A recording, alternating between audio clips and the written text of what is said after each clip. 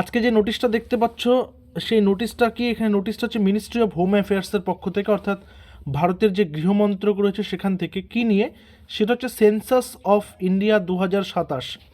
অর্থাৎ সেন্সাস মানে কি, যেটাকে আমরা বলি আদমশুমারি বা যেটাকে আমরা বলি জনগণনা, অর্থাৎ ভারতবর্ষের টোটাল পপুলেশন কি রয়েছে, সেই পপুলেশন এবং তাদের লাইফস্টাইল কী কী রয়েছে সেই সমস্ত নিয়ে।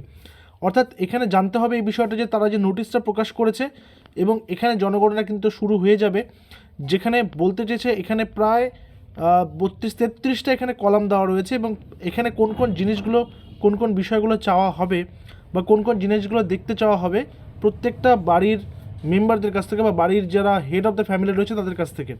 তো এই নোটিশটাকে আমি বাংলাতে ট্রান্সলেট করে তোমাদেরকে প্রোভাইড করছি যাতে করে বুঝতে সুবিধা হয়, এবং সেন্সাস যখন শুরু হবে তখন কোন কোন ডকুমেন্টস, কোন কোন তথ্য তোমাদের কাছে থাকা উচিত সেই সমস্তগুলো আগে থেকে যাতে তৈরি করে রাখতে পারো প্রত্যেকেই, সেই জন্য এই বিষয়টা একটু দেখিয়ে দিচ্ছি।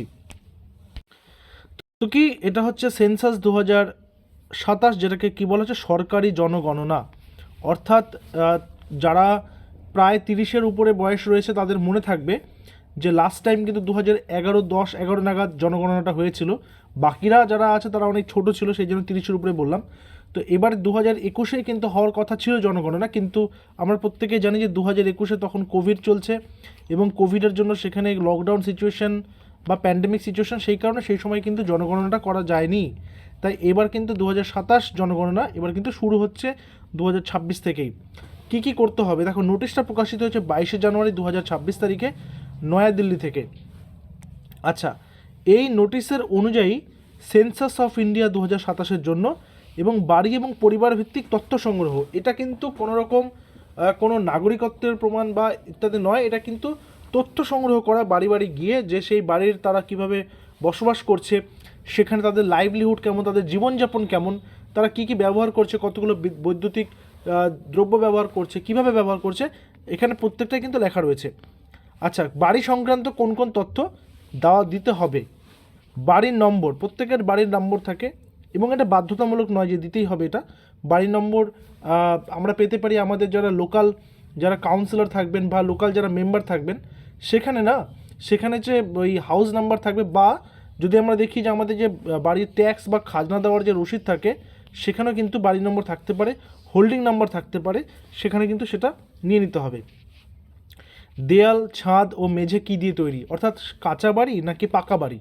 যদি পাকা বাড়ি হয় তাহলে সেই পাকা বাড়িটাকে উপরে টিন দেওয়া রয়েছে, অ্যাসবেস্টাস দেওয়া রয়েছে নাকি ছাদ ঢালাই করা রয়েছে, মেঝেটা কি মাটির নাকি মেঝেটা পাকা শান ইত্যাদি কিন্তু দেখবে।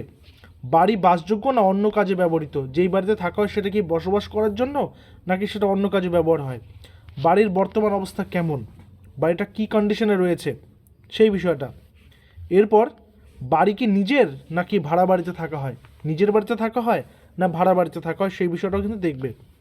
পরিবার সংক্রান্ত তথ্য, এগুলো তো বাড়ি সংক্রান্ত তথ্য গেল। এবার ফ্যামিলি রিলেটেড কিছু তথ্য তারা দেখতে চাইবে। পরিবারের মোট সদস্য সংখ্যা কত, অর্থাৎ বাবা মা দাদু ঠাকুমা বা যে যে থাকুক না কেন, এবং তার পাশাপাশি ছেলে মেয়ে কতজন রয়েছে, তারা কি কি করে ইত্যাদি। পরিবারের প্রধানের নাম এবং তিনি কি মেল না ফিমেল, ঠিক আছে। এরপর কি, পরিবার এসসি এসটি অন্যান্য কি না, অর্থাৎ শিডিউল কাস্ট আছে, শিডিউল ট্রাইব আছে, নাকি ওবিসি আছে, নাকি ইডব্লিউএস আছে, নাকি এক্সামটেড ক্যাটাগরি রয়েছে, নাকি জেনারেল রয়েছে, সেটা দেখবে। পরিবারে বিবাহিত দম্পতির সংখ্যা কত, মানে ম্যারিড কাপল কতগুলো রয়েছে পরিবারে। আচ্ছা, বসবাসের অবস্থা জানতে যেটা জিজ্ঞাসা করা হবে, কি কি জিজ্ঞাসা করা হবে, পরিবারের দখলে থাকা মোট ঘরের সংখ্যা কত, মানে একটা পরিবারে মোট কতগুলো ঘর রয়েছে, এক একটা বাড়িতে এক এক রকমের রিকোয়ারমেন্টস অনুযায়ী নাম্বার অফ রুমস কিন্তু সেরকমই থাকে, সেটা দেখবে।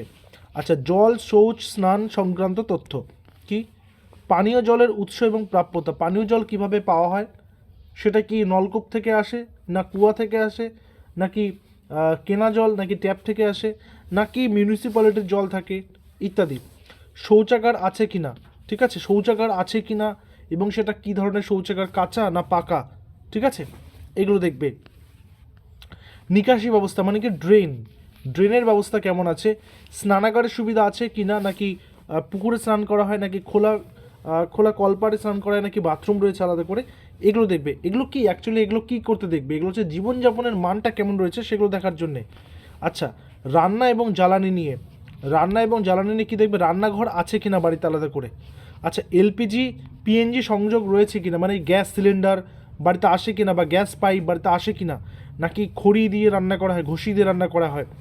রান্নার জ্বালানিটা কি এলপিজি দিয়ে রান্না হচ্ছে নাকি কাঠ খড়ি দিয়ে রান্না হচ্ছে, এগুলো কিন্তু দেখতে হবে। আচ্ছা, বিদ্যুৎ এবং ডিজিটাল সুবিধা আছে কিনা সেটা দেখবে।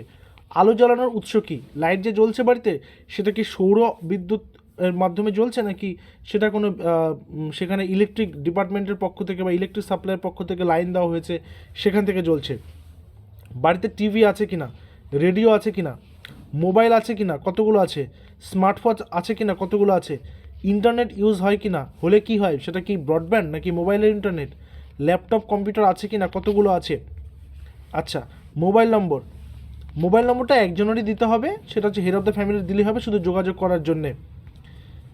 তারপর কি রয়েছে, যানবাহন সংক্রান্ত, অর্থাৎ বাড়িতে সাইকেল বাইক স্কুটার ইত্যাদি আছে কিনা, থাকলে কতগুলো আছে, নাকি গাড়ি jeep van tractor bus truck বা পাওয়ার টিলার যাদের যেগুলো যানবাহন থাকে সেগুলো আছে কিনা।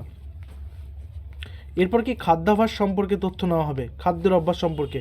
পরিবারের প্রধান খাদ্যশস্য কি, ভাত নাকি রুটি, মানে চাল নাকি গম না অন্য কিছু। আচ্ছা, মনে রাখতে হবে কি এটি সম্পূর্ণ সরকারি প্রক্রিয়া, এটা শুধু তথ্য নেওয়া হবে, অর্থাৎ এখানে শুধুমাত্র ডিটেলসটা নেওয়া হবে, ঠিক আছে। যেহেতু জনগণনা হচ্ছে এবং এই জনগণনার মধ্যে যেহেতু যে পরিবারের সদস্য সংখ্যার কথা জানা হলো, তো তাদের বয়স কত, তারা কি করে, তারা কেউ চাকরি করে, কেউ ব্যবসা করে, কেউ কাজ করে, কে কী করে সেগুলো কিন্তু জানবে। এবং তার পাশাপাশি এই জনগণনার কিন্তু তার পরবর্তীকালে সনদ প্রকাশিত হবে। এবং এটা কিন্তু কোনো ভয়ের বিষয় না, এটা সচেতন হওয়ার বিষয়। তাই তোমরা যারা যারা দেখলে যদি মনে হয় যে হ্যাঁ সচেতন অবশ্যই হতে হবে, এবং যারা এখনও পর্যন্ত এই বিষয়ে কোনো তথ্য পায়নি তাদেরকে অবশ্যই ভিডিওটা শেয়ার করে দেবে, যাতে করে তারা প্রত্যেকে সেটা কিন্তু দেখতে পায়। আর কারো কোনো জিজ্ঞাসা থাকলে অবশ্যই কমেন্ট করবে, ঠিক আছে। আবারও আসবে এরকম কিছু গুরুত্বপূর্ণ তথ্য নিয়ে। টিল দেন আমাদের সঙ্গে জুড়ে থাকুন, দেখা হচ্ছে আবার পরবর্তী ভিডিওতে। Stay connected with us, thank you very much.